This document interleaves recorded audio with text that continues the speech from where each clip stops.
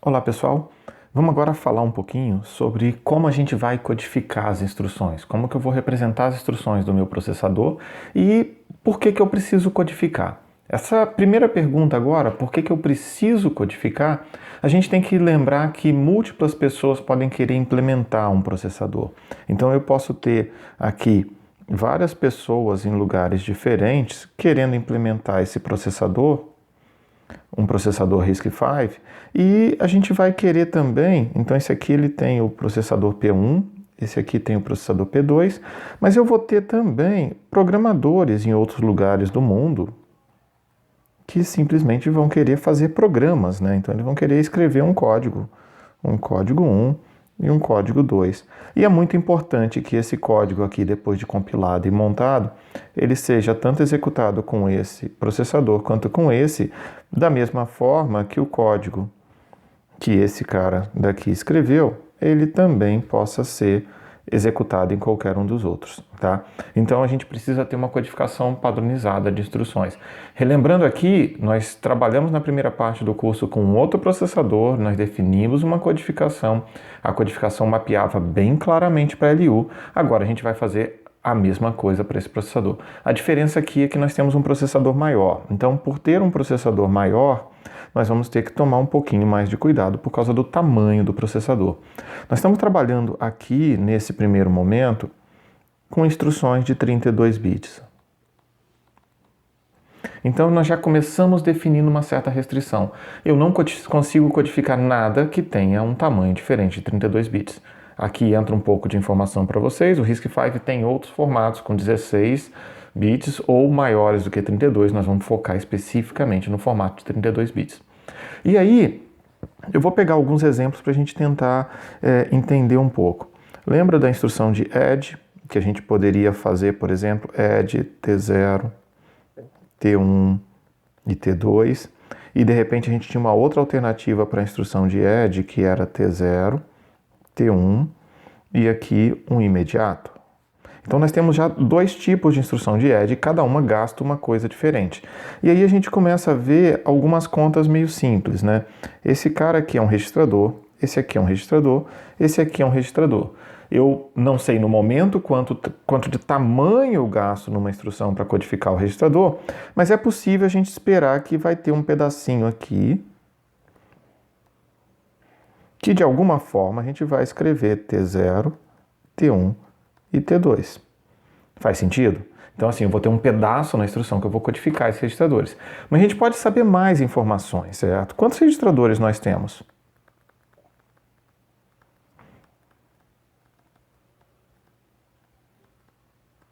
Quantos são os registradores do RISC-V que a gente está trabalhando? Nós temos 32 registradores. E se nós temos 32 registradores, o que significa isso? Quantos bits eu preciso? A gente sabe que 32 é igual a 2 à quinta, logo nós precisamos de 5 bits para representar esses registradores. O que significa isso? Significa que cada pedacinho desse aqui gasta 5 bits. Ok? Então vamos pegar aqui, nós temos 32 registradores, nós já temos que subtrair 15 bits. O que vai acontecer? Sobram 17 bits por enquanto para a gente trabalhar. Tudo bem? Ok? Bom, nós temos mais coisas aqui, né?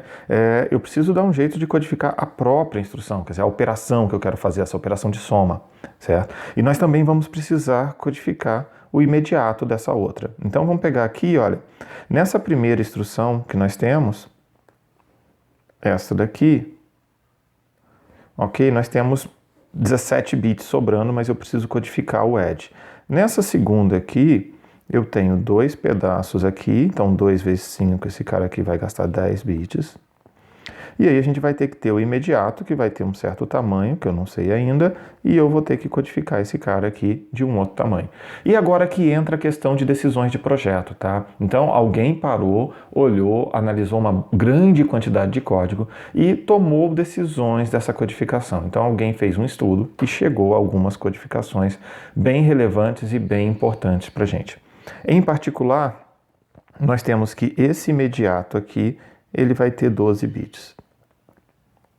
O que que significa isso? Significa que eu só posso fazer uma operação com imediato do tamanho de 12 bits, tá? Então, se a gente fizer direto aqui 2 elevado a 12, a gente vai ter 4.096. Então, a gente está falando que eu tenho números, certo?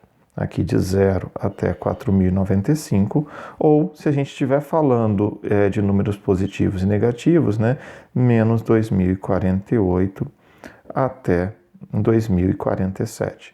Bom, isso aqui foi uma decisão de projeto. Alguém decidiu por 12 bits. E se a gente trabalhar e olhar outros processadores, a gente vai ver que tem processadores que decidem por 16 bits, tem processadores que decidem por outros tamanhos de bits. Tá? Então, essa é uma decisão de projeto que precisa ser analisada na hora de fazer, mas depois que alguém fez, lembra daqueles programadores e desenvolvedores de processadores que eu coloquei ao redor do slide? Esses caras precisam seguir essa convenção.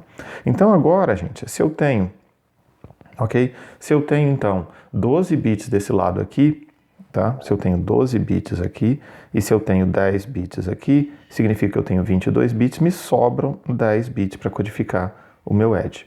Tá? Se a gente olhar aqui para cima, aqui em cima sobram 17 bits. E a gente ainda precisa encontrar uma outra forma, ou uma forma bem pragmática de representar esses caras. Tá? Então a gente vai começar a olhar um pouco de formatos. Mas aí começam a aparecer mais campos no processador, e o primeiro campo que eu quero falar, eu vou colocar desse lado direito, é um campo de opcode. Esse campo aqui, ele vai dar em linhas gerais a operação que a gente quer fazer. Tá? E esse campo opcode, ele tem, no caso do RISC-V, 7 bits. Então nós vamos ter um campo de 7 bits, e se a gente virar e olhar para a instrução de baixo, eu esqueci de um i aqui, pessoal, desculpa, ó. Esse aqui é um ADDI, tá? Tudo que eu falei aqui agora é para um ADDI, tá? Então se a gente estiver olhando para o ADDI, o que acontece? Eu tenho 7 bits de opcode e ainda vou ter mais 3 bits para poder fazer a nossa operação. Tá?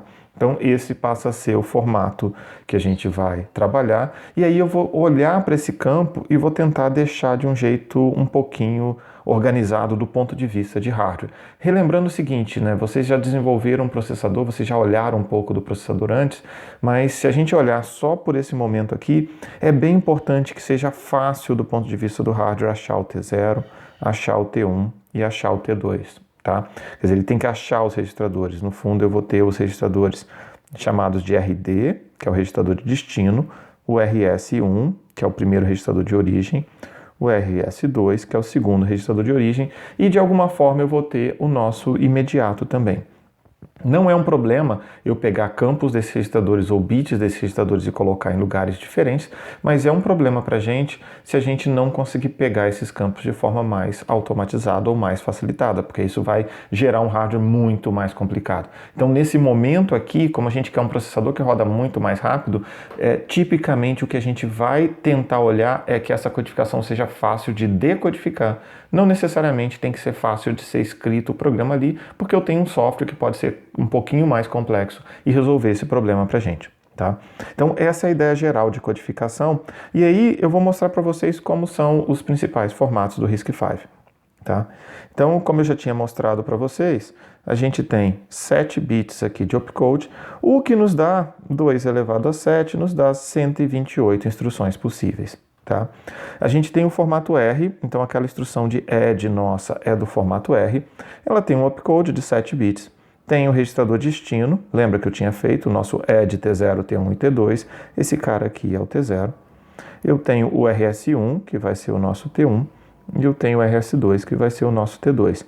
E observa que, como a gente tinha falado, certo? Se eu estou gastando 7 bits aqui, tá, no opcode, eu tenho 7 bits aqui, eu tenho 5 bits aqui, 5 bits aqui e 5 bits aqui, eu tenho um total de 22 bits, sobram 10. E esses 10 estão divididos em dois campos, o chamado Func3 e o chamado Func7. O que significa isso? Por que foram escolhidos desse formato? Foram escolhidos para poder facilitar algumas das demais operações. Eu vou pegar o outro formato que a gente usou para o ADDI, tá? Só para deixar aqui no cantinho. Esse aqui é o formato da instrução add, tá? E esse aqui é o formato da instrução ADDI que a gente viu na instrução anterior, tá bom? Lembra no ADDI que nós temos um imediato de 12 bits? Então eu tenho imediato com os bits 0 até o bit 11 aqui, tá? Novamente no ADDI eu vou ter 7 bits de opcode, e eu vou ter o nosso RD, que é o nosso T0, eu vou ter o RS, que é o nosso T1, e aqui eu vou ter o nosso imediato, que só para lembrar lá, a gente falou, não botou um valor para ele. Se esse cara aqui, por exemplo, fosse 15, a gente vem aqui e codifica o valor 15. Esse cara tem 12 bits. Tá? E nós temos um campo func3 também. Tá? Então esse aqui é o nosso campo func3 que a gente está tentando olhar um pouquinho. Bom, e agora, como é que a gente faz esse processador? A primeira coisa importante quando a gente vai olhar para hardware, e não é muito o foco da gente, mas só para dar uma explicação mais fechada, é que esse campo aqui de opcode é o único que é igual para todo mundo. Então, através desse campo de opcode, eu tenho que ser capaz de diferenciar muito das nossas instruções, certo? Então, se eu colocar aqui a instrução add e a ADDI, o que nós temos? O nosso campo de opcode da instrução add é 0, 1, 1, 0, 0, 1, 1. Se eu pegar a nossa instrução ADDI, ele vai ter um opcode diferente, que é 0, 0, 1, 0, 0, 1, 1. Observe que ele não é muito diferente. Na realidade, nós temos 1 bit de diferença. Ok? Nós temos esse único bit de diferença aqui. Tá bom? Mas aí, deixa eu pegar mais um exemplo para vocês e tentar mostrar um pouco mais. Lembra da instrução SLT? Que eu tenho também, a SLTI. Então, qual é o opcode da instrução SLT? SLT é 0, 1, 1, 0, 0, 1, 1. E a SLTI, 0, 0, 1, 0, 0, 1, 1. E, novamente, nós temos esses 2 bits aqui, esse bit aqui que está diferenciando. Mas prestem bastante atenção, qual a diferença deste cara para este cara.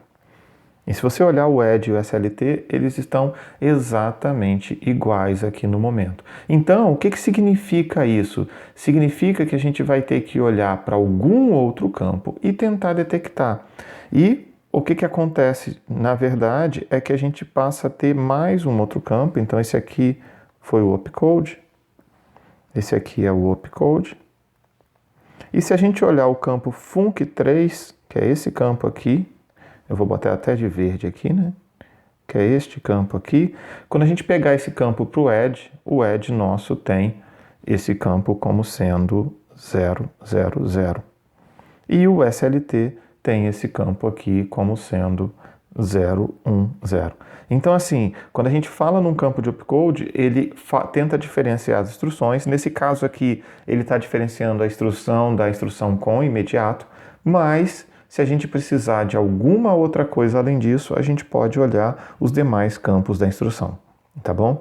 Então, desse jeito aqui a gente vai olhar, e se a gente tentar olhar do ADDI para o SLTI, certo? O que vai acontecer?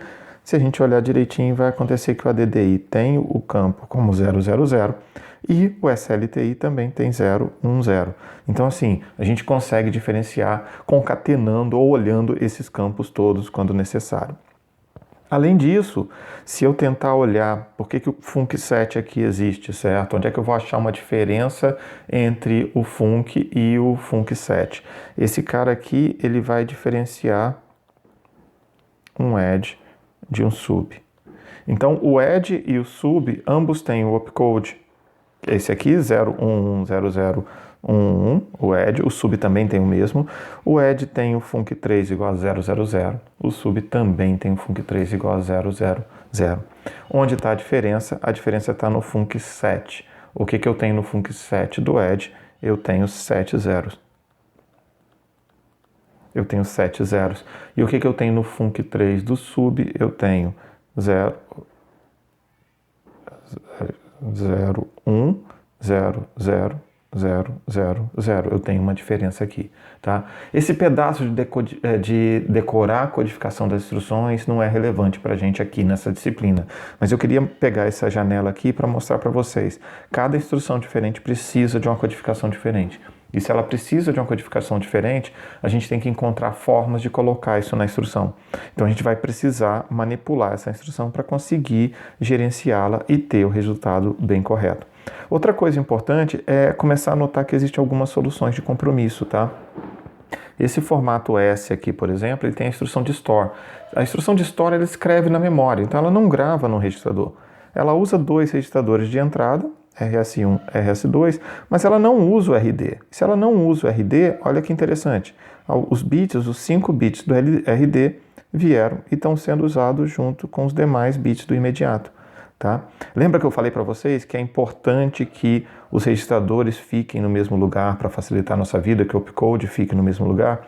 Então, toda vez que aparece o func3, ele está aqui nessa coluna. O func3 está sempre aqui. Se a instrução tem um registrador de destino, ele está nesse lugar. Se a instrução tem um registrador de origem, ele está aqui. Se ela tem o segundo registrador de origem, ele está aqui.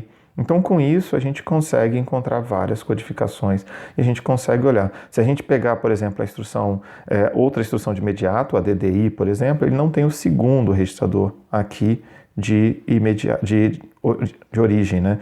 Por não ter o segundo registrador de origem, você usa esse campo como imediato, mas ele tem um registrador de destino. Então, esse trade-off foi feito pensando em codificar as instruções, tá? O que tem o erro mais comum que vocês costumam fazer, que os alunos costumam fazer? Está muito relacionado com esse imediato. Viram aqui que eu defini o tamanho dele? Entenderam por que ele tem esse tamanho? O tamanho dele está de 12 bits simplesmente porque não cabe em 13 bits. Não cabe 14, não cabe em 15, não cabe em 16 e muito menos 32, certo? Então não vai caber mais do que isso. Então se você pegar um valor, por exemplo, 1 milhão, o que é 1 milhão? Com muitos zeros aqui, tudo bem? Esse valor não vai caber ali. Então você não vai conseguir colocar 1 milhão aqui. Na realidade, se você colocar 4.096, certo? 4.096, ele já não cabe aqui.